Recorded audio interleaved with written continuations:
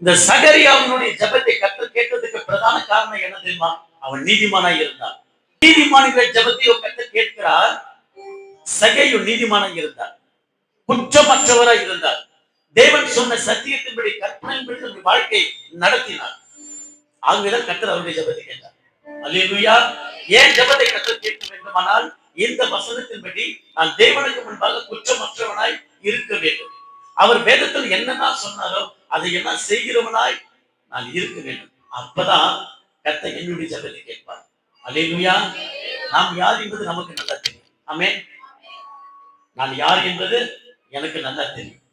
வெளி தோற்றத்தில் என்னை பரிசுத்தவானாய் காட்டிக் கொள்ளலாம், நீதிமானாய் காட்டிக் கொள்ளலாம், நல்லவன் கூட காட்டிக் கொள்ளலாம், தாழ்மை உள்ளவன் கூட காட்டிக் கொள்ளலாம். ஆனா நான் யார் என்பது எனக்கு நல்லா தெரியும். நீங்களும் அப்படிதான் யோசிக்கணும். ஆண்டவரே, என் ஜெபத்தை நீர் கேட்பீரா? சகரியாவுக்கு கிடைச்ச மாதிரி எனக்கு நீங்க கொடுப்பீங்களா? ஒரே வார்த்தை, தேவனுக்கு முன்பாக குற்றமற்றவனாய் காணப்பட்டார். அல்லேலூயா. பாருங்க, கர்த்தர் நீதிமான்களின் ஜெபத்தை கேட்கிறாராம்.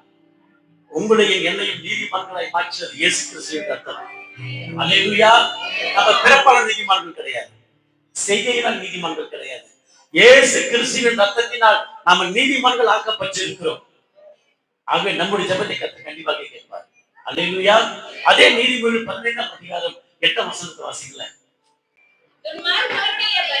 துன்மார்க்கருடைய பலி கர்த்தருக்கு அருவருப்பானது. பாருங்களேன், செம்மையானவர்களின் ஜெபமும் அவருக்கு பிரியம்.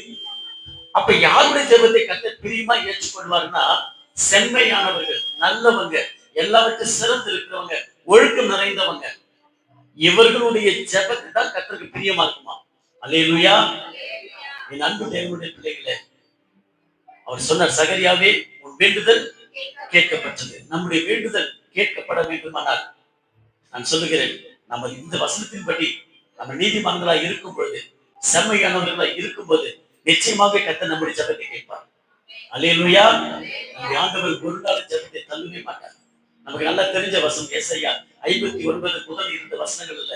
இதோ ரட்சிக்க கூடாதபடிக்கு கர்த்தருடைய கரம் குறுகி போகவில்லை, கேட்கக்கூடாதபடிக்கு அவருடைய செவி மந்தமாகவும் இல்லை.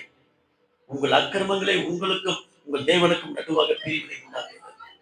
உங்கள் பாவங்களை அவர் உங்களுக்கு செவி கொடாதபடிக்கு அவருடைய முகத்தை உங்களுக்கு மறைக்கிறது.